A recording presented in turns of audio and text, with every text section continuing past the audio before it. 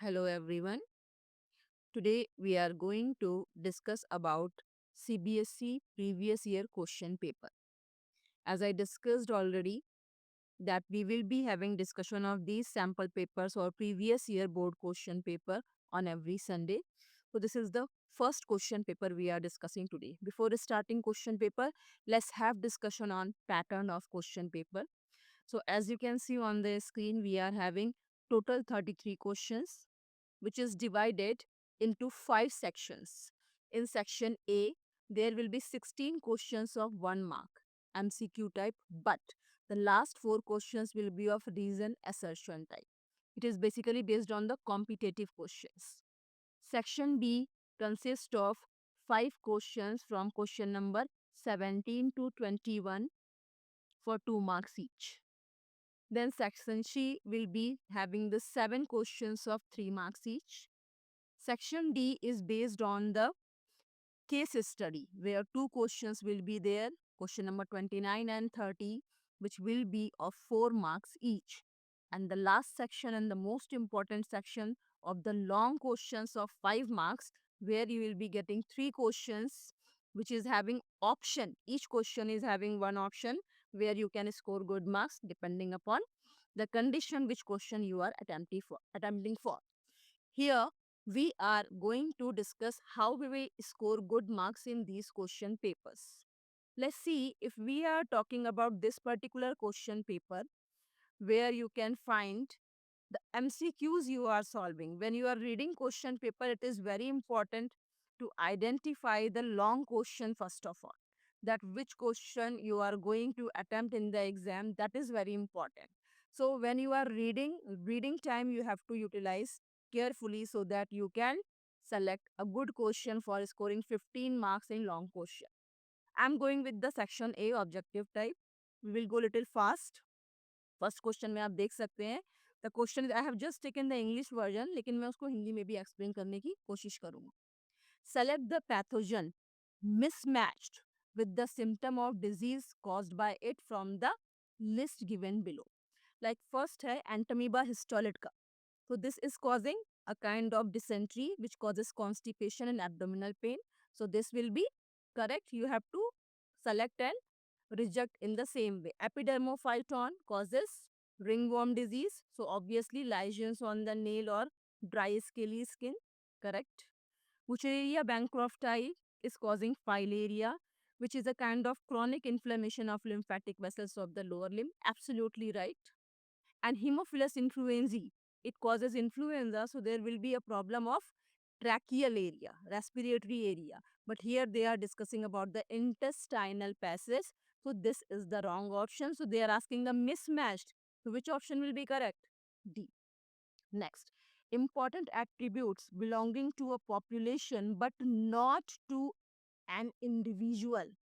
जो आप यूज कर सकते हैं पॉपुलेशन के लिए लेकिन इंडिविजुअल के लिए यूज नहीं कर सकते हैं. तो वो बेसिकली क्या होगा? Birth rate and death rate we are using for the population. We are using sex ratio for the population. Now you are having male and female and birth and death. So which you can select over here, which you are using for the population but not for the individual. Male female तो बहुत common सी चीज है. So here we can take birth and death. Okay.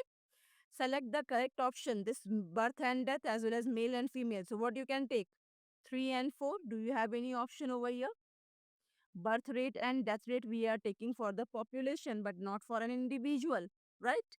So they are asking not to an individual, which we cannot use for an individual. So we cannot use for the individual birth rate and the sex ratio. So option will be 1 and 4. Let's see where we are finding it. 1 and 4, this one. So this will be the correct answer. Next we are moving to many copepods live on the body of the marine fish. This relationship is the example of simple parasitism है. ये parasites होते हैं fish के ऊपर. Given below is the restriction site of the endonuclease PST1. Okay. The cleavage site of DNA molecule. एक DNA का cleavage molecule आपको दिया गया है. Palindromic sequence है. इसको palindromic sequence कहते हैं. इसमें आप देख सकते हैं कट हो रहा है G और A के बीच में.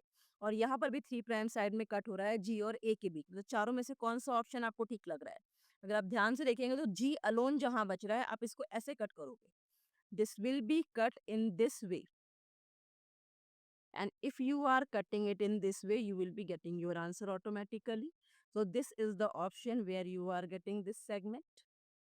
So that plasmid DNA as well as donor DNA will be fusing together by the sticky end. So it is producing a sticky end. So option D is correct. Rest you will never get the straight ends over here. That is quite clear. So this option is not at all possible. But here if you can see CAG together, so better you cut, draw a rough diagram and then get the correct answer. In MCQs either you will score marks or you will reduce. So हमें बहुत careful रहना पड़ेगा जब हम MCQs solve करते हैं. Given below is the sequence of the bases in messenger RNA of a bacterial cell. Identify the amino acid. क्या identify करना है? Amino acid that would be incorporated at the codon कौन से position पे? 3 and the codon position 5 during the process of translation. अब 3 और 5 क्या है आपको देखना पड़ेगा. पहला कोडॉन AUC, दूसरा AGG, तीसरा ट्रिपल यू. अगर आपको याद होगा आपका triple U is coding for phenylalanine, आपको याद करने पड़ेंगे कोडॉन्स. देन ये आपका 4 हुआ. फिफ्थ हो गया AUG. AUG जो है आपका वो क्या है? दैट इज इनिशिएटर कोडॉन है ना. तो अगर थर्ड वाला आप ले रहे हैं तो वो फेनिल एलानिन ठीक है, और फिफ्थ वाला ले रहे हैं तो कौन सा है? मिथियोनिन. ये मेमोरी बेस्ड क्वेश्चन है तो ये आपको रटना ही पड़ेगा. बट कोडॉन कैसे आइडेंटिफाई करते हैं? ट्रिपलेट. कोडॉन को क्या कहते हैं आप? It is called as triplet. ये ध्यान रखिएगा. तो जब भी आप कोडॉन काउंट करेंगे मेक श्योर कि आप बीच में कोई अल्फाबेट छोड़ नहीं रहे हैं, कोई नाइट्रोजन बेस छोड़ नहीं रहे हैं. राइट. नेक्स्ट हमारा क्वेश्चन नंबर 6 है. Given below are the structural details of human memory gland. अब मेमोरी ग्लैंड के बारे में कौन सा ऑप्शन सही है और कौन सा रॉन्ग है, that you have to basically see over here. तो when we talk about this particular point, the glandular tissue in the breast has 15 to 20 clusters of the cells called as alveoli. बिल्कुल ठीक है. Next है the milk is stored in the lumen of alveoli. ये भी ठीक है. The alveoli join to form memory gland, sorry memory ducts. Mammary ampulla is connected to the lactiferous duct. Choose the option that gives the correct detail of the human mammary gland. When we are talking about this particular kind of question, we should be very sure about the diagram. So if diagram is clear to you, you can find out over here that first point, that it is consisting of a kind of 15 to 20 cluster. Absolutely right. The milk is stored in the alveoli. This is also right. So question number 1 and 2. Point number 1 and 2, if you can see, is correct. So we can go with 1 and 2 over here. Choose the option that gives correct detail. So those more which are more relevant that you can take. Clear? Alveoli join to form memory duct. कभी नहीं ऐसा होता है. ठीक है. Ampulla is connected to lactiferous duct. So these are not much relevant. The first 2 points, if you are taking, option 1 is correct. Again, memory based question. Next, you have to see a very important topic from microbe in human welfare. Given below is a list of the commercially important product and their source organism. Select the option and guess the correct match. Cyclosporin A आपको किससे मिलता है? We know Trichoderma polysporum. Statins किससे मिलता है? Monascus, sorry, ये आपको मिलता है ट्राइकोडर्मा पॉलीस्पोरम से. स्टेटिन्स मिलता है मोनास्कस परप्यूरस से. स्टेप्टोकाइनेज और स्टेप्टोकोकस तो बहुत इजी है. और पेनिसिलिन जो है वो एंटीबायोटिक देता है आपको, पेनिसिलियम नोटेका. तो अब अगर यहाँ पर मान लीजिए आपको चारों याद नहीं है तो फर्स्ट और लास्ट तो अगर याद होगा, पेनिसिलिन याद है आपको, साइक्लोस्पोरिन ए याद है, तो उस हिसाब से आप मैच कर सकते हो. लाइक साइक्लोस्पोरिन ए के जो भी चारों में से आपको एकदम कंफर्म है, पहले आप वो पॉइंट देखिए कहाँ मिल रहा है. सपोज कि मुझे याद है स्टेप्टोकाइनेज किससे मिलता है आपको? स्टेप्टोकोकस. तो सी का 1 कहाँ पे है? सी का 1 आप देखिए, ये नहीं है, ये नहीं है, ये नहीं, तो ये तीनों तो ऐसे ही क्रॉस हो गया. सी का 1 हमको यहाँ मिल रहा है, क्रॉस चेक कर लो. ए का 2, ए का 2 क्या है? साइक्लोस्पोरिन ए, ट्राइकोडर्मा, एब्सोल्युटली राइट. स्टैटिन 2 का 4, 2 का 4 है, बिल्कुल सही. सी का 1, चौथा ऑब्वियसली हमारा ऑप्शन क्या हो जाएगा? डी हो जाएगा. तो we have to match it in this way. Hope it is clear. Come to next question. Tetanus antitoxin या toxoid when we injected into the human body it will immediately provide. किस तरह की immunity आपको मिलेगी? Innate बिल्कुल नहीं, auto immunity बिल्कुल नहीं, एक्टिव इम्यूनिटी अगर आप वैक्सीन लेते हैं जो कि आपकी बॉडी में एंटीबॉडी प्रोड्यूस करेगी तो वो एक्टिव होता है, लेकिन यहाँ पर आप रेडीमेड एंटीबॉडी डालते हैं, अगर आपको याद होगा टेटनस के केस में, तो ये पैसिव इम्यूनिटी देता है. The primary productivity in the ecosystem is expressed at, इसको हम किस तरीके से एक्सप्रेस कर सकते हैं? Kilocalorie per metre square, right? ये भी मेमोरी बेस्ड क्वेश्चन है. Now here the select the option show that shows the correctly identifying u x y and z. u क्या हो सकता है? इसमें भी आपको देखना है कि डायग्राम में लेबलिंग कहाँ है. आप श्योर हैं कि y क्या है? y is cotyledon. तो सबसे पहले देख लीजिए इसमें आप कंफर्म है कि y में कॉटिलिडन कहाँ दिया है. ये देखिए आपको y में कॉटिलिडन मिल गया, बाकी आप मैच करिए, हो सकता है सही हो. तो instead of wasting time and matching each and every option, आप उस ऑप्शन को ले लीजिए जिसमें आप 100% श्योर हैं. तो यहाँ पर अगर आप कॉटिलिडन्स ले लेते हैं तो x देखिए, आपको x पता है कि सस्पेंसर होता है, बिल्कुल ठीक है. z क्या है? यहाँ पर z आपका रेडिकल है ऊपर की तरफ. Then you are having this u part which is प्लिम्बियर. तो आपका कौन सा ऑप्शन सही हो रहा है? ऑप्शन सी सही हो रहा है. Next we are moving to question number 11. The sixth extension in progress currently is different from all previous extension. ये कितना फास्टर है? ये आपका मेमोरी बेस्ड क्वेश्चन है. तो this is basically 100 to 1 lakh, sorry 100 to 10,000 time faster. ये question एक बार देख लीजिएगा. It is again memory based question, so I am not very sure about it. So this you have to see once. Next we are moving with 12. Logical questions I will discuss. Memory based question you have to simply check. Okay. At what stage during evolution did the human use heights to protect their bodies and buried the dead ones? So most intelligent one are Neanderthal over here. So we are taking them. Again memory based question. Question number 13 to 16 I told you reason and assertion. Here these four statements you have to read carefully. First, both A and R true. अगर reason और assertion दोनों true हैं और reason जो है वो correct explanation है तो आप ऑप्शन ए लेके चलते हैं. अगर बोथ रीजन और असर्शन सही हैं लेकिन रीजन करेक्ट एक्सप्लेनेशन नहीं है ए का तो हम बी लेके चलते हैं. अगर असर्शन सही है और रीजन गलत है तो सी लेते हैं. असर्शन गलत है और रीजन सही है तो डी लेते हैं. क्वेश्चन देखिए और रिलेट कीजिए. Decomposition process is slower if detritus is rich in lignin. बिल्कुल सही है, क्योंकि लिग्निन एक टफ मटेरियल है तो टाइम लगता है उसको डिकम्पोज होने में, right? Decomposition largely and oxygen requiring process. अब यहाँ पर क्या लगता है कि डिकम्पोजिशन में ऑक्सीजन की डिमांड ज्यादा होती है. तो ये दोनों रीजन तो अपनी तरह से देखा जाए तो असर्शन और रीजन दोनों सही हैं, लेकिन ये करेक्ट एक्सप्लेनेशन नहीं है पहले पॉइंट का. यहाँ प्लांट से संबंधित कोई बात नहीं की गई है, तो इसका ऑप्शन क्या हो जाएगा? इसका आंसर हो जाएगा बी. Second question, 14 number.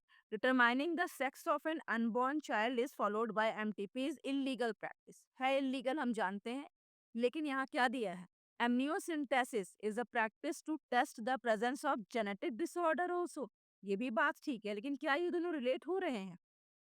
दोनों पॉइंट ठीक है लेकिन रिलेशनशिप क्लियर नहीं हो रहा है, तो क्या हो जाएगा? बी. नेक्स्ट देखिए. Thalassaemia is an abnormal myoglobin chain is synthesized due to gene defect. ठीक है. Thalassaemia is controlled by gene HbA1 and HbA2 on the chromosome 16. ये एक अगेन रिलेशन आप देखिए, थैलासीमिया की बात कर रहे हैं कि एबनॉर्मल मायोग्लोबिन चेन की बात कर रहे हैं यहाँ पे, और फिर उसी को एक्सप्लेन कर रहे हैं कि वो किस क्रोमोसोम से होता है. तो यहाँ पर आप क्या ले सकते हैं? ऑप्शन ए ले सकते हैं.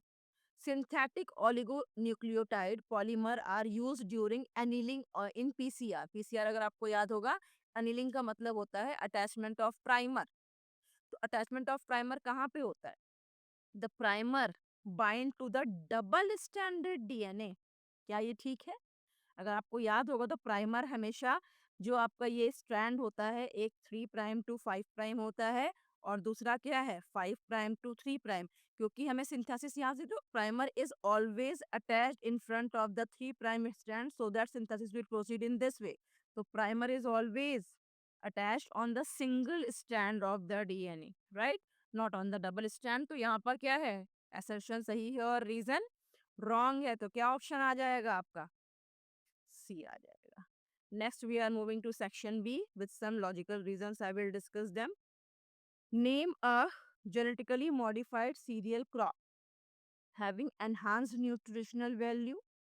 The nutrient is rich in what? They're asking in that way. So two questions are there. You have to, हाँ, in case of CBSE, आपको मार्क्स डिस्ट्रीब्यूशन भी अच्छे से समझना होगा. यहाँ पर नेम के बाद एक पॉइंट दिया, मतलब इसमें आप हाफ मार्क ले सकते हो. द न्यूट्रिएंट जिसमें वो रिच है उसके लिए आपको हाफ मार्क मिलेगा. तो 2 नंबर के क्वेश्चन में बस 2 लाइनें लिखनी है या 2 शब्द लिखने हैं, उससे ज्यादा नहीं. अगर आप यहाँ टाइम वेस्ट करते हैं तो 5 नंबर का क्वेश्चन आपका अच्छे से नहीं लिख पाओगे आप. State any 2 benefits of the genetically modified crop. यहाँ पर 2 बेनिफिट्स ले रहा है, यानी हाफ प्लस हाफ. तो टोटल कितना हो गया आपका? 4 पॉइंट आप लिख रहे हैं, 2 नंबर मिल जाएंगे आपको. तो कोई भी जेनेटिकली मॉडिफाइड क्रॉप कौन सी है? आप गोल्डन राइस ले लीजिए. न्यूट्रिशनल वैल्यू क्या है उसकी? आयरन एनरिच्ड है. कोई भी एग्जांपल आप ले सकते हैं मेमोरी बेस्ड. मैंने एक एग्जांपल दिया. 2 बेनिफिट क्या है जेनेटिकली मॉडिफाइड क्रॉप पे? कि आपको सेम क्रॉप में बहुत सारे न्यूट्रिएंट्स मिल जाते हैं. मैच्योरिटी ड्यूरेशन कम होता है. We need not to wait for the season. और आपको जो डिजायर्ड क्वालिटी चाहिए you will find in that. बहुत सारी चीजें हैं, कोई भी 2 आप लिख सकते हो.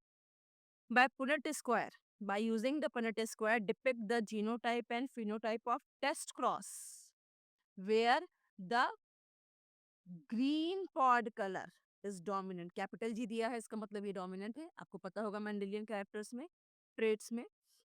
Over the yellow pod colour which is small g, garden tree. अब यहाँ पर अगर आपको याद होगा 2 टेस्ट क्रॉस आपको बनाने पड़ेंगे. पहली बात है टेस्ट क्रॉस क्या होता है? If F1 generation is crossed with homozygous recessive parent, तो उसको हम टेस्ट क्रॉस कहते हैं. ये क्यों किया जाता है? To know the genotype of the dominant parent. अब बोल रहा है कि यहाँ डोमिनेंट क्या है? Capital G. अगर आपको फॉर्मूला याद होगा, स्टेटमेंट क्या था? कि अगर आपके सारे ऑफ स्प्रिंग 100% 2 कंडीशन थी. पहला, अगर सारे ऑफ स्प्रिंग 100% डोमिनेंट आते हैं तो आपका जीनोटाइप क्या आया था? Capital W violet, if you remember test cross में. तो यहाँ क्या हो जाएगा? Capital G. यानी कि अगर आपके पास दोनों क्रॉस आपको बनाने पड़ेंगे, कि आपने ये लिया है कैपिटल जी, इसको आपने क्रॉस कराया है स्मॉल जी से. ठीक है, तो अगर ये हैं आपके, इसका आप पुनेट स्क्वायर गैमेट बना लीजिए. ये कैपिटल जी बनेगा. ये गैमेट हमेशा सर्कल कीजिएगा. ये बन जाएगा स्मॉल जी और स्मॉल जी. अब अगर आप पुनेट स्क्वायर बनाते हैं तो रिजल्ट क्या आ रहा है? देखिए ध्यान से. Capital G, small G. Sorry for my writing. This will be capital G small G. This will be capital G small G, capital G small G and capital G small G. क्या result आ रहा है आपका? 100% green आ रहा है. मतलब सारे of springs क्या हैं? डोमिनेंट है. तो आपका जो पेरेंट का, डोमिनेंट पेरेंट का जीनोटाइप है, वो आप क्या ले सकते हो यहाँ पर?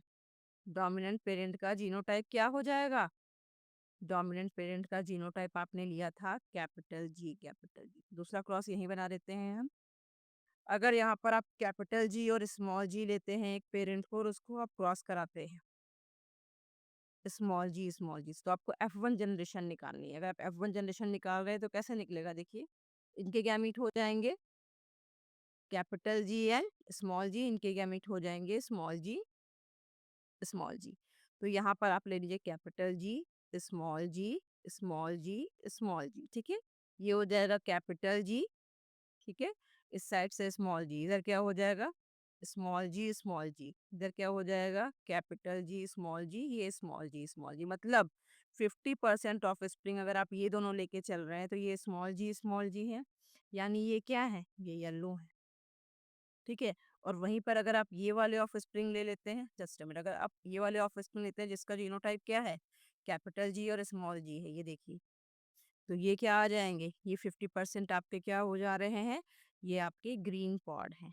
यानी अगर ऑफ स्प्रिंग 50% डोमिनेंट और 50% रिसेसिव है, तो जो जीनोटाइप है हमारे डोमिनेंट पेरेंट का, वो क्या है? मैंने आपको पूरा टेस्ट क्रॉस एक्सप्लेन कर दिया है यहाँ पे. जबकि आपको सिर्फ 2 लाइनें यहाँ लिखनी है 1 नंबर के. कि अगर आपका ये, उन्होंने कहा है कि आपको बनाना है पुनेट स्क्वायर, तो ये बनाना पड़ेगा, इसीलिए मैंने बनाया है आपके लिए. क्वेश्चन को ध्यान से पढ़िए. ठीक है. तो यहाँ पर आप देख सकते हैं कि अगर आप केस 1 लेके चलते हैं, यहाँ पर आपने होमोजाइगस कंडीशन लिया है डोमिनेंट पेरेंट का, तो सारे ऑफस्प्रिंग 100% डोमिनेंट है. कोई भी कैरेक्टर आप ले लो, जो मेन थीम है या जो मेन प्रिंसिपल है वो चेंज नहीं होता है. और यहाँ पर आप देख सकते हैं कि अगर मैंने हेट्रोजाइगस कंडीशन लिया है डोमिनेंट पेरेंट का, तो 50% ऑफ स्प्रिंग क्या है, डोमिनेंट है, और 50% ऑफ स्प्रिंग रिसेसिव है. In that case we can take it this way, right. Next question पे आ जाते हैं हम लोग. नेक्स्ट क्वेश्चन है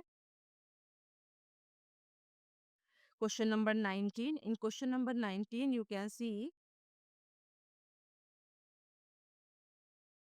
certain specific bacteria spores are mixed in water and sprayed over the brassica crop to control butterfly caterpillars, right.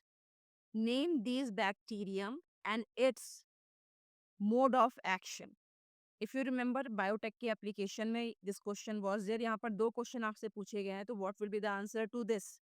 The answer will be name the bacteria. तो bacteria कौन सा है, BT bacteria. You remember Bacillus thuringiensis. Whenever you are writing scientific name, make sure you are following binomial nomenclature. Bacillus thuringiensis.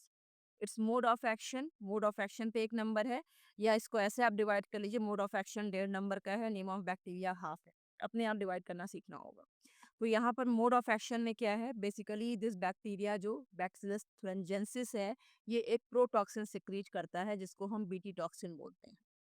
आपने उसको spray किया पौधों पे, तो वो इनएक्टिव प्रोटॉक्सिन है. लेकिन जब कोई इंसेक्ट कैटरपिलर आकर के उसको खाता है, ये इनएक्टिव टॉक्सिन्स की इंटेस्टाइन में जाते हैं, और इंटेस्टाइन के एल्कलाइन मीडियम में वो एक्टिवेट हो जाता है. प्रोटॉक्सिन से क्या बन जाएगा, एक्टिव टॉक्सिन.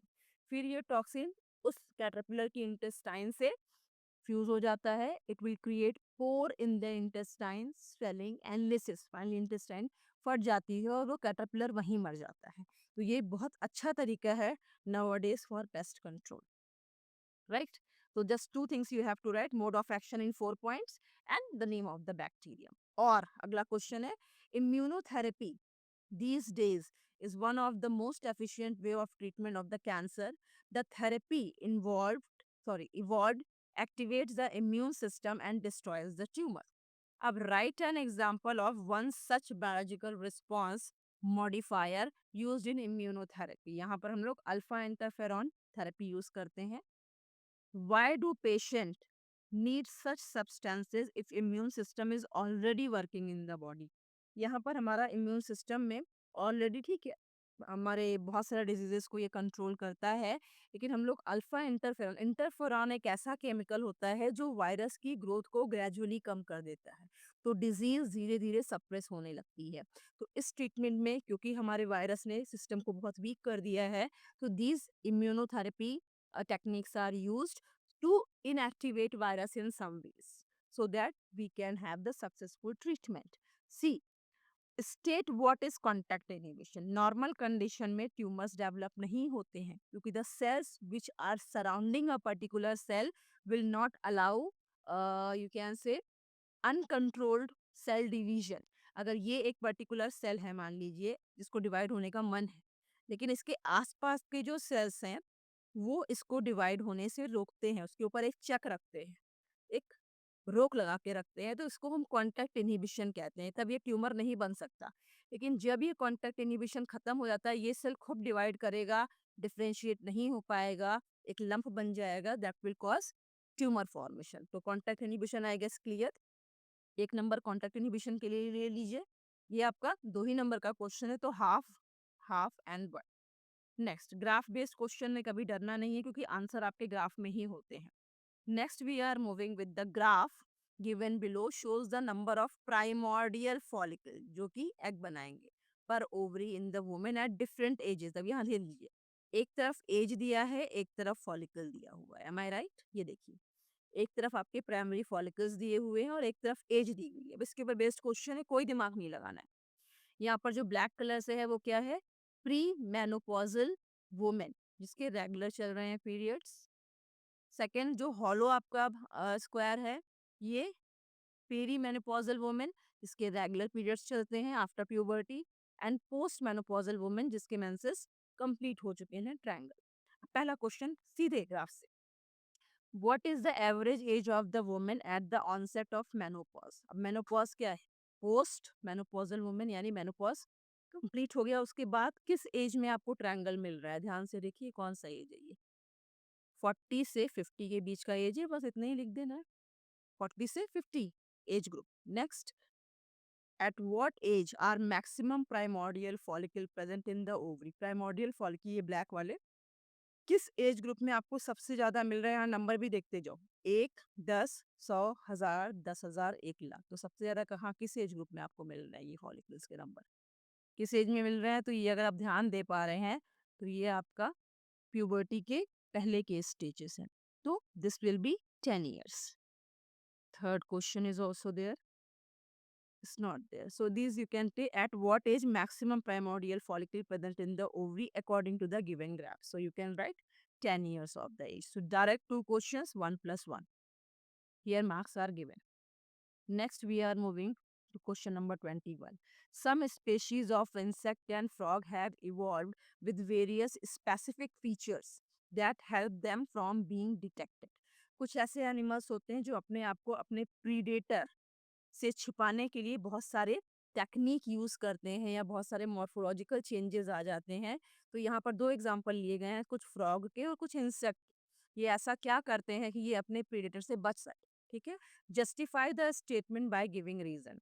तो फ्रॉग का एग्जाम्पल तो आप जानते हैं, बहुत सारे फ्रॉग जो ऐसे हैं, जैसे टोड वगैरह लीजिए तो पत्थर के रंग के होते हैं, या हरे रंग के जो फ्रॉग्स हैं आपके रानाटिग्रीना वगैरह है, वो कैसे हैं, अपनी सराउंडिंग में अपने आप को छिपा लेते हैं ताकि उनके प्रेडेटर उनको नहीं खा सकें, पहली चीज। दूसरा, वो एक म्यूसिलेज सिक्रीट करते हैं, sometimes it is allergic also. तो अगर हम उन्हें पकड़ना चाहेंगे तो दे विल एस्केप। तो ये कुछ एग्जांपल्स है, कुछ इंसेक्ट्स को भी यहाँ पर आप ले सकते हैं कि वो अपने आप को, जैसे बटरफ्लाइज वगैरह हो गए या आपका ग्रास होपर हो गया, sometimes we are not able to identify them कि वो लीफ पे बैठा भी हुआ है। तो ये सारी चीजें हैं जो उनको उनके प्रेडेटर से बचाती हैं। 2 नंबर का क्वेश्चन है, तो पहला बोल रहा है कि क्यों होता है ऐसा अपने को प्रेडेटर से बचाने के लिए, राइट। और दूसरा, कोई 2 फीचर्स आप बता दीजिए, तो हाफ प्लस हाफ। हो क्लियर? नेक्स्ट आ जाते हैं क्वेश्चन सेक्शन सी में। 3 मार्क्स के क्वेश्चन है, बस उतना ही लिखना है जितना पूछा गया है। प्लाज्मोडियम, अब प्लाज्मोडियम का नाम लेते ही याद आ जाना चाहिए कि हम मलेरिया साइकिल की बात कर रहे हैं। Plasmodium protozoan needs both a mosquito and the human host for its continuity. ये साइकिल आपको तैयार होनी चाहिए। अगर याद है, यहाँ पर होस्ट आपके हैं ह्यूमन बींग्स, और जो मॉस्किटो है वो क्या है, फीमेल एनोफिलीज मॉस्किटो क्या है, दैट इज वेक्टर। अब क्योंकि ये क्वेश्चन 3 नंबर का है तो आप एक लाइन में तो नहीं लिखोगे इसको, ठीक है। तो इसमें आपको सिर्फ इतना इसने पूछा है क्वेश्चन में कि आपको दोनों चीजें चाहिए, ह्यूमन बीइंग भी चाहिए, मॉस्किटो भी। एक्सप्लेन करो। अब एक्सप्लेन टर्म जहां आ गया, इट इज ऑब्वियस कि आपको साइकिल बनानी है।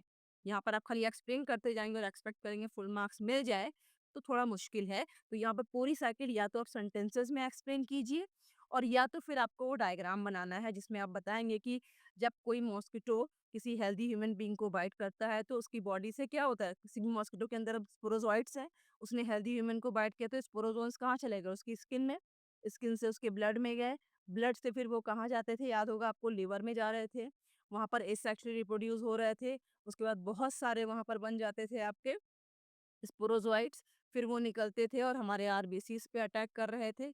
आरबीसीज में कुछ आरबीसीज डाई कर रहे थे, हीमोजोइन निकलता था, चिल एंड फीवर का सिम्टम यहाँ डेवलप हो जाएगा।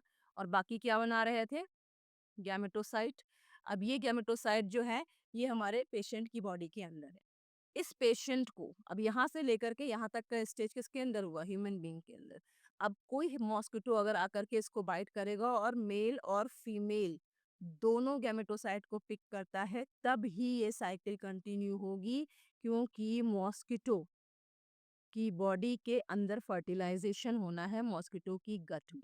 तो दोनों गैमेट उसने पिक किए, ये दोनों गैमेट मॉस्किटो की गट में गए, फर्टिलाइजेशन हुआ, उसके बाद वो वहीं पर स्पोरोजोइट्स में कन्वर्ट हो गए। और वो जो स्पोरोजोइट है, ये पूछा जाता है कौन सा इन्फेक्शियस स्टेज है, तो ये है स्पोरोजोइट। यही स्पोरोजोइट उसकी बॉडी में रहते हैं, उसकी बॉडी से कहाँ पहुंचते हैं, मॉस्किटो के सलेवरी ग्लैंड में, और सलेवरी ग्लैंड से होते हुए फिर वो मॉस्किटो जब किसी को बाइट करता है, ऑब्वियसली स्किन पे करेगा, इसलिए मैंने स्किन लिखा है कि स्किन पे बाइट करता है, तो वो हमारे स्किन से कहाँ पहुंच जाता है, ब्लड में पहुंचता है, और फिर ये साइकिल कंटिन्यू होती है। तो या तो आप ये वर्ड वाली साइकिल बना लीजिए, और या तो फिर डायग्रामेटिक बनाइए, और या तो फिर उसको एक्सप्लेन कीजिए, बट 3 नंबर में it is must to explain, right. Hope it is clear. Next we are moving to the question. इसमें आपके पास ऑप्शन है, अगर आप श्योर है मलेरिया साइकिल को लेके then only you go with this question, otherwise always you are having another option. तो आप जब क्वेश्चन पेपर पढ़ रहे होते हैं आपको तभी डिसाइड कर लेना है कि हमको कौन सा क्वेश्चन करना है। ऐसा नहीं किया था इसको सॉल्व किया फिर भूल गए और फिर आपने इसको कट किया फिर नेक्स्ट क्वेश्चन शुरू किया, it will give a bad impression. ठीक है, इस चीज का ध्यान रखना है। We all must work towards maintaining good health. बहुत इजी क्वेश्चन है कि हमें अपनी हेल्थ को अच्छे से मेंटेन करना चाहिए। Health is wealth. ठीक है, ये तो हमने पढ़ा ही हुआ है कि हेल्थ इज वेल्थ पे आपने बहुत सारे ऐसे लिखे होंगे बचपन में। Enlist any 6 ways of achieving इट। 3 नंबर का क्वेश्चन है, 6 ways पूछ रहा है, मतलब क्या है, हर सेंटेंस के लिए आपको हाफ मार्क मिलेगा। इसमें आप योगा ले लीजिए, exercise, good diet, killing vector, cleaning community, managing garbage, कुछ भी। ये क्वेश्चन बहुत इजी है और दोनों ही क्वेश्चंस आपके health and hygiene I mean diseases chapter से, राइट।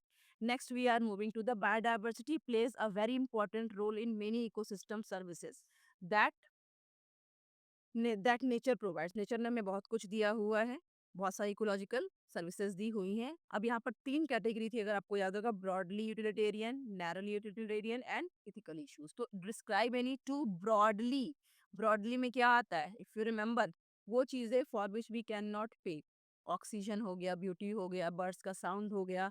तो describe any two broadly utilitarian arguments to justify given statement. Oxygen जो आपको नेचर दे रहा है, अमेजोनियन रेन फॉरेस्ट का एग्जांपल लीजिए, लंग्स ऑफ द प्लेनेट, जो कि आपको इतना ऑक्सीजन दे रहा है and we are not paying a single rupee for that. State the ethical reason for conserving biodiversity. ये कहना बेकार है यहाँ मेरा कि क्यों बायोडाइवर्सिटी को कंजर्व करना है। हमारी इथिकल, हर किसी को इथिकल रीजंस का मतलब है कि we are the beautiful creature of the nature. ऐसे ही हमारी तरफ बहुत सारे प्लांट्स हैं, एनिमल्स हैं, हर किसी को इस पृथ्वी पे रहने का राइट है।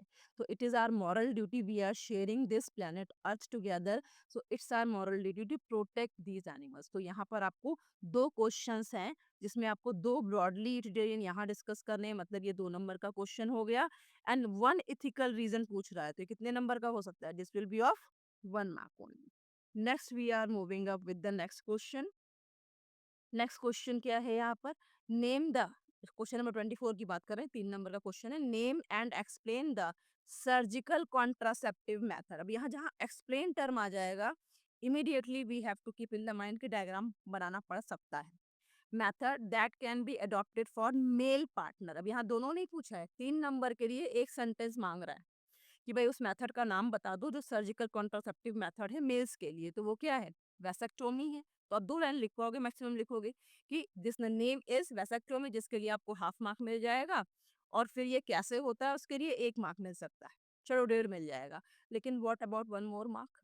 तो यहाँ पर आप थोड़ा सा एफर्ट्स लगा करके एक रफ डायग्राम बना दीजिएगा, ताकि you will get full marks, 1 number diagram का, 1 नंबर एक्सप्लेनेशन का और 1 नंबर उस मेथड का। So vasectomy is the process in which both the vas difference are cut and tied. Some part of the vas difference is removed and tied so that it will block the passage of the sperm, which is irreversible method called as sterilization method. 2-3 line add on करना है, right? Next move करते हैं 25 question number. Human genome project was a large mega project which was launched in year 1990। Human genome project कब launch किया गया था, 1990 में launch किया गया था। And they are asking certain questions on that कि विद सम इम्पोर्टेंट गोल्स। आपसे पूछ रहा है ह्यूमन जीनोम प्रोजेक्ट के कुछ गोल्स बता दीजिए। तो ह्यूमन जीनोम प्रोजेक्ट क्या था, ह्यूमन जीनोम प्रोजेक्ट एक मेगा प्रोजेक्ट था जिसके बहुत सारे पॉस्टुलेट से, बहुत सारे कह सकते हैं ऑब्जेक्टिव्स थे। तो ये उसके ऑब्जेक्टिव पूछ रहा है, तो क्या ऑब्जेक्टिव हो सकते हैं, कुछ पॉइंट्स आपकी बुक में दिए हुए हैं, मेमोरी बेस्ड क्वेश्चन है। तो अब यहाँ पर 4 प्राइम गोल्स पूछ रहा है, यानी it could B of 2 marks, half into 4, it will be of 2 marks. तो यहाँ पर आप कोई भी 4 ले सकते हैं, जैसे improve tools for data analysis है, इसको store this genetic information for database, या to identify the 20,000 to 25,000 gene in the human being. बहुत सारी हैं, अब बहुत सी डिजीजेस को आइडेंटिफाई कर सकते हैं इस मेथड से। तो जो भी उनके बेसिक पॉइंट्स दिए हुए हैं बुक में, memorize them and that directly you have to write. यहाँ पर और एक्स्ट्रा एक्सप्लेनेशन नहीं चलेगा। Name any one common non human model organism which has also been sequenced thereafter। यहाँ पर एक ऐसे ऑर्गेनिज्म की बात कर रहा है जिसको बाद में सीक्वेंस किया गया था ह्यूमन जीनोम प्रोजेक्ट के बाद।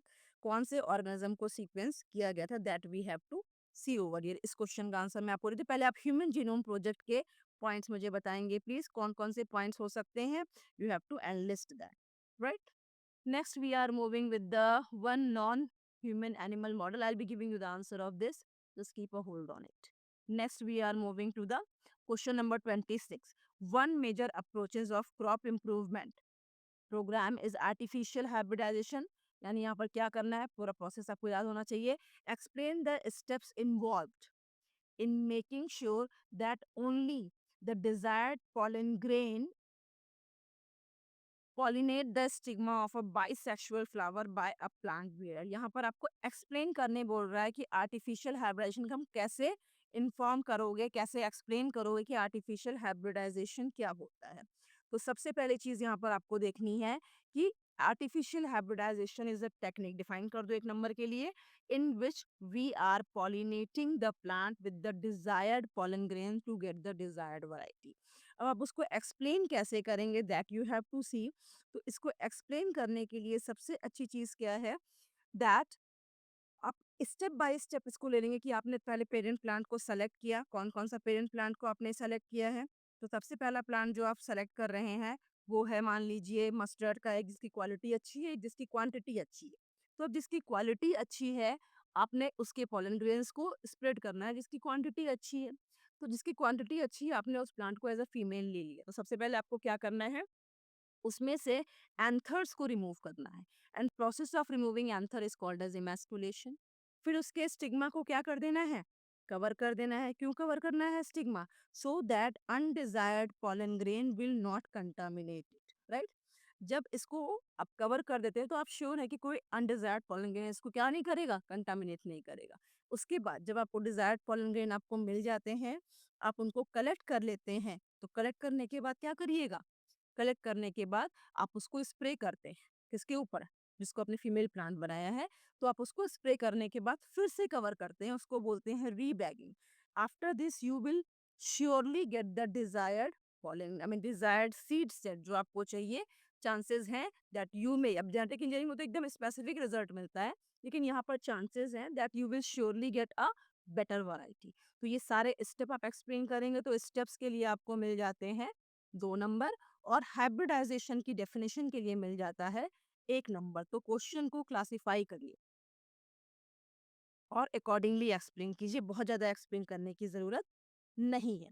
ऊपर वाला एक क्वेश्चन मैंने स्किप किया था, for this you have to name any one non human, जो कि ह्यूमन नहीं है, ह्यूमन जीनोम प्रोजेक्ट के अलावा non human animal model organism के बारे में बताइए जिसमें हमने बेसिकली सीक्वेंस्ड किए थे जीन्स। वो कौन सा ऑर्गेनिज्म है, वो है कैनाबिलिस एलिगेंस। मैं स्पेलिंग यहाँ लिख दे रही हूँ, इसकी स्पेलिंग है CAENORHABDITIS, लिख सकते हैं आप इसको, कैनाबिलिस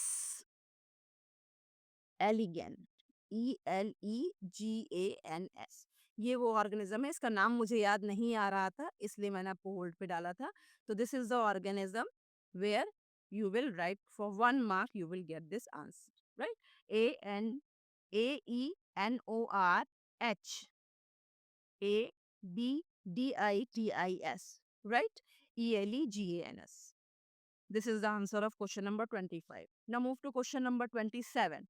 Mention Darwin's observation made on the Darwinian finches on his visit to the Galapagos Island. ये आपका डार्विन वाले चैप्टर से, इवोल्यूशन से है। राइट द एक्सप्लेनेशन, राइट बोला है, बहुत एक्सप्लेन करने की जरूरत नहीं है, given by Darwin on his observation. तो पहली चीज है कि डार्विन ने उस चिड़िया का नाम दिया था डार्विनियन फिंचेस। उन्होंने पूरी कहानी जो उन्होंने समझाई थी उसको समझाने की कोशिश करिएगा यहाँ पर, कि गैलापागोस आइलैंड पे उनको चिड़िया के साइज और उसके बीक में बहुत डिफरेंसेस मिले थे। और जैसे जैसे उन्होंने देखा कि पहले वो सीड ईटर थे, चौड़ा बीक था, धीरे धीरे ग्रेजुअली देखा उन्होंने बहुत सारी वैरायटीज मिली कि इनके बीक का साइज अलग था। पहले उन्हें लगा कि ये अलग अलग स्पेशीज हैं, बट उन्होंने जब आइडेंटिफाई किया तो देखा कि ये एक ही स्पेशीज की वैरायटीज हैं। और ऐसा क्यों हुआ, उन्होंने अपनी थ्योरी के हिसाब से इसको एक्सप्लेन किया था। तो this you have to explain over, ये थोड़ा सा descriptive question. Next question 28. RNA interference has been used to produce transgenic tobacco plant to protect them from the infestation. Infection by specific nematode. ये question बहुत important है। कौन सा nematode है जो इसको इन्फेक्ट करता है? मेलिडोगाइन इनकॉग्निशिया। याद रखिएगा, 1 नंबर के क्वेश्चन में भी आ सकता है। Explain the novel strategy. पूरी स्ट्रेटजी को एक्सप्लेन करना है which is exploited bye biotechnologies.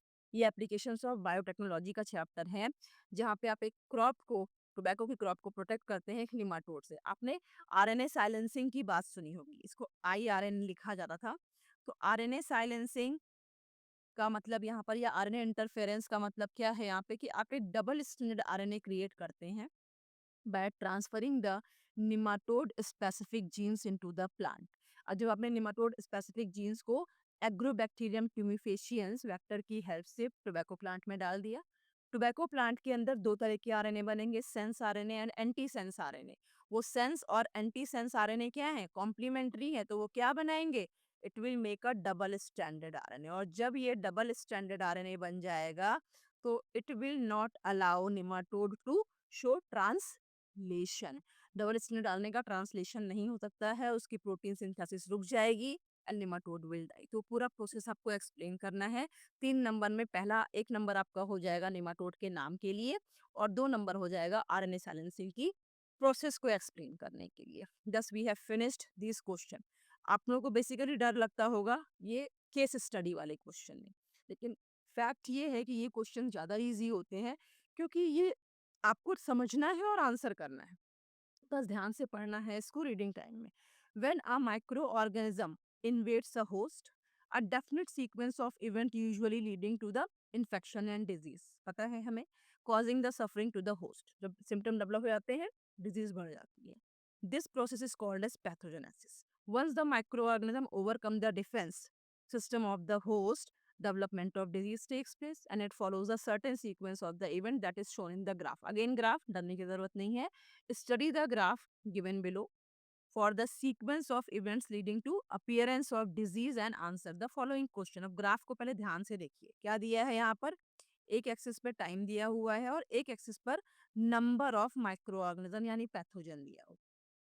अब जब टाइम कम है तो उसको इंक्यूबेशन पीरियड लगता है। ये वो पीरियड है bye entering of pathogen till development of first symptom, उसको हम इंक्यूबेशन पीरियड बोलते हैं।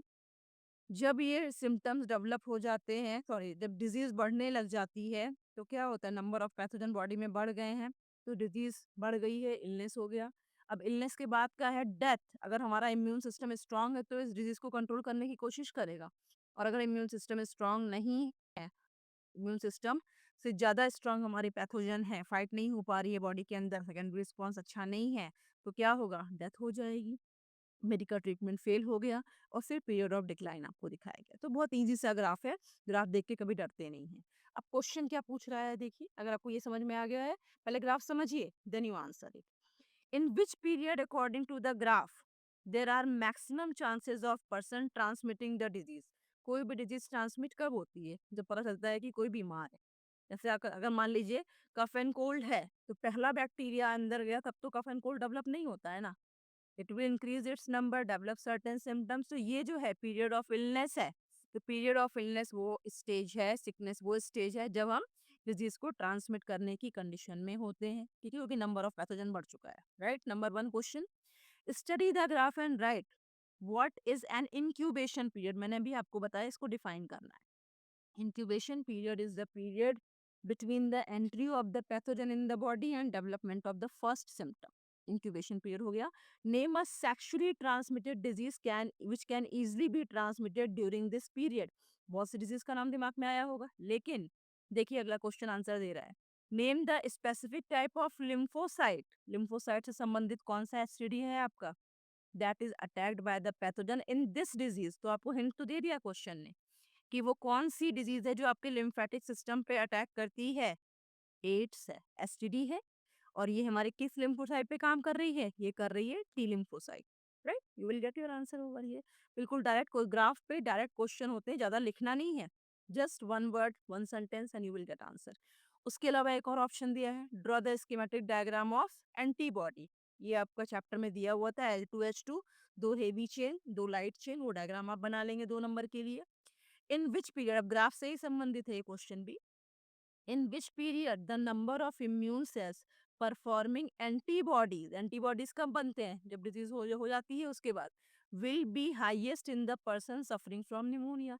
किस स्टेज में आपको एंटीबॉडी का मैक्सिमम कॉन्सेंट्रेशन मिलेगा, जब हम या तो रिकवरी फेज में आ जाते हैं और या तो डिक्लाइन फेज में आते हैं। ये वो फेज है, पीक पॉइंट, जहाँ पे हमको मैक्सिमम नंबर ऑफ एंटीबॉडीज मिलेंगे। तो अगर हमारे एंटीबॉडीज का नंबर हमारे पैथोजन के नंबर से ज़्यादा है तो एंटीबॉडीज विल विन, यानी हम रिकवर कर जाएंगे, और अगर नहीं तो फिर देयर में बी रिस्क। ठीक है, तो ये वो फेज है। द पे फेज, क्या आंसर होगा इसका? Answer should be the death if immune. So this period of decline you can write over there. This is period of illness and this is period of decline. So answer should be period of decline. Name the immune cells that produces antibody. आपको पता होना चाहिए, ये हमारे beta lymphocytes हैं जो क्या produce करते हैं। तो बहुत से केसेस में सीबीएसई खुद ही मास डिस्ट्रीब्यूशन आपको दे देता है, तो दिक्कत नहीं है, जहाँ नहीं मिलता है वहाँ आपको दिमाग लगाना है। अब ये बड़ा अच्छा क्वेश्चन है आपका, जहाँ पर हम बहुत अच्छे से जानते हैं कि ह्यूमन बीइंग में 46 क्रोमोसोम है, मेल क्या है, फीमेल क्या है, और जेनेटिक डिसऑर्डर्स के बारे में है। तो बहुत लंबा पैराग्राफ है, रीडिंग टाइम में इसको अच्छे से कवर करना है for scoring good marks. Okay, अगर रीडिंग टाइम आप मिस कर देते हैं और आपको जब क्वेश्चन सॉल्व करना है, then you are investing 10 minutes over here, तो that will be a wastage. The chromosome number is fixed for all the organism leading to the species specification where any abnormality in the chromosome number of an organism result to the abnormal individual। आपको hint मिल जाना चाहिए कि यहाँ chromosomal abnormality की बात की जा रही है। जैसे कि ह्यूमन बीइंग में 46 chromosomes are fixed, both male and female, for both and male and female, जहाँ मेल का जीनोटाइप क्या है 44 प्लस एक्स वाई, फीमेल का जीनोटाइप क्या है, मेन मेन पॉइंट को अंडरलाइन कर लीजिए, 44 प्लस एक्स एफ। ये आपका इंग्लिश में आप वो करते हैं ना अनसीन पैसेज, कुछ वैसा ही है। दस द ह्यूमन मेल इज हेट्रोगैमेटिक, दो तरह के गैमेट प्रोड्यूस करेगा, हाफ 22 प्लस एक्स एंड 50% फिर 22 प्लस वाई। ह्यूमन फीमेल क्या है, होमोगैमेटिक है, उसके सारे गैमेट्स बनते हैं 23 क्रोमोसोम वाले 22 प्लस एक्स। समटाइम्स, कभी कभी एरर होता है during the meiosis of the cell division, जहाँ पर क्रोमोसोम सेपरेट नहीं हो पाते हैं, where the sister chromatid fail to segregate, को नॉन जंक्शन कहा था, ये वर्ड बहुत पूछा गया है एक नंबर में, leading to the production of abnormal gametes which is with the altered chromosome number. मिल गया आपको? किसके ऊपर टॉपिक है ये आपका क्रोमोसोमल एबरेशंस पे है। On the fertilization such gamete develop into abnormal. तो अपने आप ही क्वेश्चन आंसर करते जाना है जैसे आप पैराग्राफ पढ़ रहे हैं, बहुत इजी है। What is aneuploidy? Increase on decrease in chromosome number, addition और deletion of chromosome number in a kind of chromosomal defect is called as aneuploidy. If during spermatogenesis chromatid of sex chromosome fail to segregate, sex chromosome fail to segregate किसमें? During meiosis.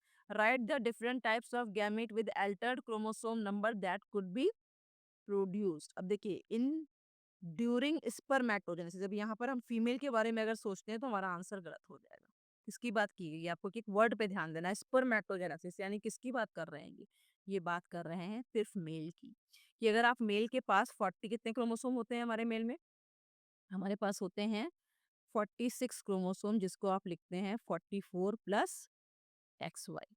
जब gamete formation होता है तो usually 22 plus x एक में आता है और 22 प्लस वाई दूसरे में। इन्होंने क्या कहा? फेल ऑफ सेक्स क्रोमोसोम, ठीक है, यानी 22 प्लस जीरो ले लो, इसमें कुछ नहीं मिलेगा, और यहाँ पर एक्स और वाई दोनों आ गए। तो एक गैमीट आपका बनेगा विथ 24 क्रोमोसोम्स और दूसरा गैमीट बनेगा 22 क्रोमोसोम। बस क्लियर, इतना ही बनाना है आपको, ठीक है। तो यहाँ पर अब ये क्या प्रॉब्लम क्रिएट करता है वो आप बेहतर जानते हैं, लेकिन यहाँ तक आपको बना के छोड़ देना है, इतना ही उन्होंने पूछा है, ठीक है।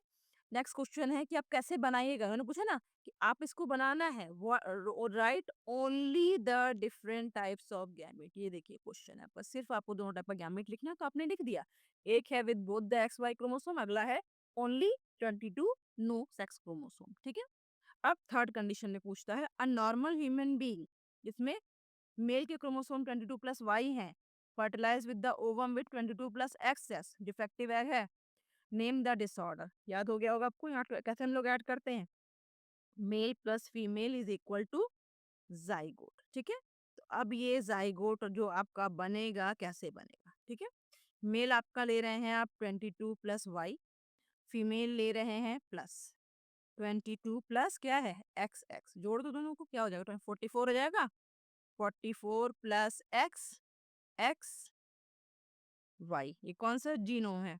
ये आपका 47 आ रहा है, जहाँ पर ये बेसिकली क्लिनफिल्टर सिंड्रोम कहलाता है। ठीक है, बहुत इंपॉर्टेंट है। अगेन ये आपका क्रोमोसोमल ट्राइसोमी की वजह से है, ट्राइसोमी ऑफ एक्स क्रोमोसोम।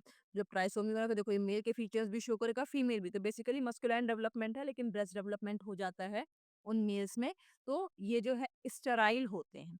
यहाँ पर देखो 2 सिम्टम्स भी पूछ रहा है, तो कौन सी डिजीज है और कौन से सिम्टम, बस 2 लाइन लिखिए, काम खत्म।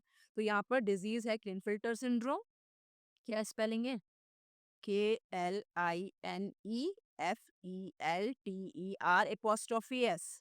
और इसको हम सिंड्रोम बोलते हैं, SYNDRO।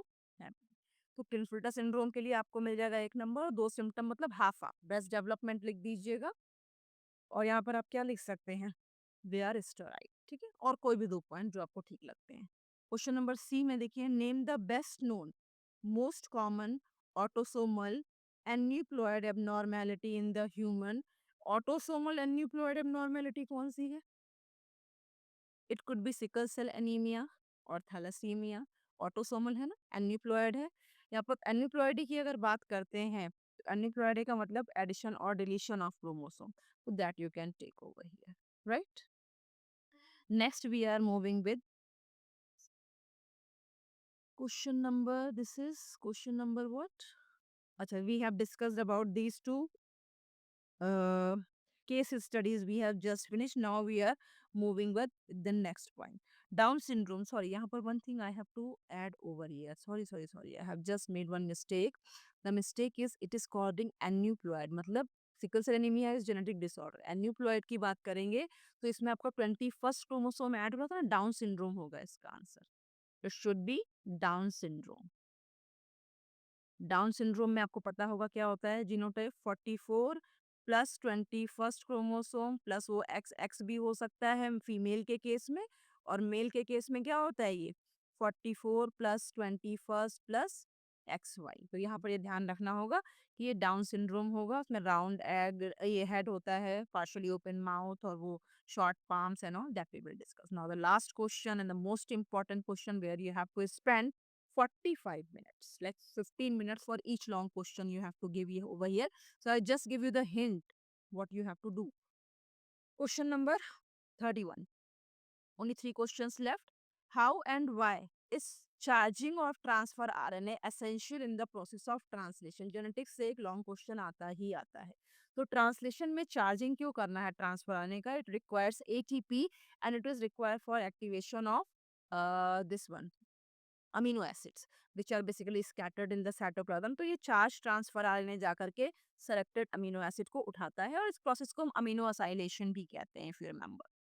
नेक्स्ट है, state the function of ribosome as a catalyst. एक राइबोसोम आपका था जिसमें आप लेके चल रहे थे स्मॉल आर आरएनए। कौन सा स्मॉल आर आरएनए यहाँ पर हम लेकर के चलते हैं, which is basically responsible for acting as a catalyst. तो कैटलिस्ट के केस में if you remember 23 S RNA. ठीक है, ये जो राइबोसोमल आरएनए है ये आपका एक्ट करता है एज अ कैटलिस्ट। बस एक वर्ड लिखना है। Explain the process of binding on messenger RNA. Ribosomal unit कैसे बाइंड होते हैं, तो आपको पता होगा ये हमारा मैसेंजर आरएनए है जो कि 5 प्राइम टू 3 प्राइम है। 5 प्राइम में सबसे पहले स्मॉलर सब यूनिट आती है, फिर लार्जर सब यूनिट आती है, and inside we are having PA, याद रखना, पर्सनल असिस्टेंट। तो 2 साइट होते हैं P और A। तो कैसे ये बाइंड हो रहा है, कैसे मूव कर रहा है, इसमें 2 कोडॉन होंगे। पहला कोडॉन हमेशा होता है आपका इनिशिएटर AUG। तो accordingly you have to explain how it binds on the chromosome. Explain कर लीजिएगा, डायग्राम की जरूरत है क्योंकि 5 नंबर का क्वेश्चन है। तो डिस्ट्रीब्यूशन कैसे हो जाएगा, it will be of 1 mark, it will be of 1 mark, it will be of 3 marks, like that only. Next, we are having described the dihybrid cross as conducted by Gregor John Mendel by using pure line garden P for seed shape and seed color. ये exactly same cross है। अगर dihybrid cross आपको याद है तो यहाँ पर shape के लिए हमने लिया था dominant character था, आपको जीनोटाइप याद होना चाहिए, राउंड एंड रिंकल्ड। राउंड के लिए हम ले रहे थे कैपिटल आर, रिंकल्ड के लिए स्मॉल आर। और सीड कलर में क्या डोमिनेंट था, येलो सीड डोमिनेंट है, और जो ग्रीन है आपका वो क्या है, रिसेसिव है। तो capital Y small Y small Y, and as it is given in the book similarly you have to discuss. If you want to know better on this, you can see a video on the dihybrid cross. It is exactly as it is given in the book. So I'll be not wasting time to draw it over here. But question is direct. CBSE rarely asks direct question, but you are lucky you got this question as a direct question over here. Next question, the second last question of the E section. Bioreactors, from biotech a long question you are getting here. The bioreactors are the containment vehicles of any biotechnology based production process. For large scale production and for economic reason, for the final success of biotechnological process depend on the efficiency of bioreactor. Direct question bioreactor से, ठीक है?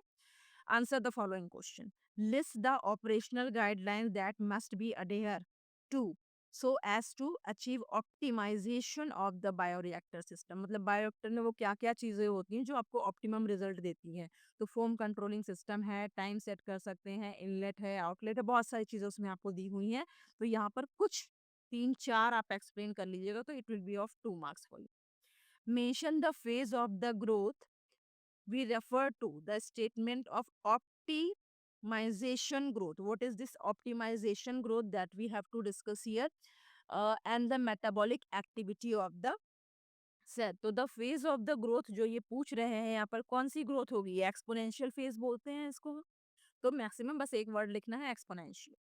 Is the biological product formed in the bioreactor suitable for the intended use immediate?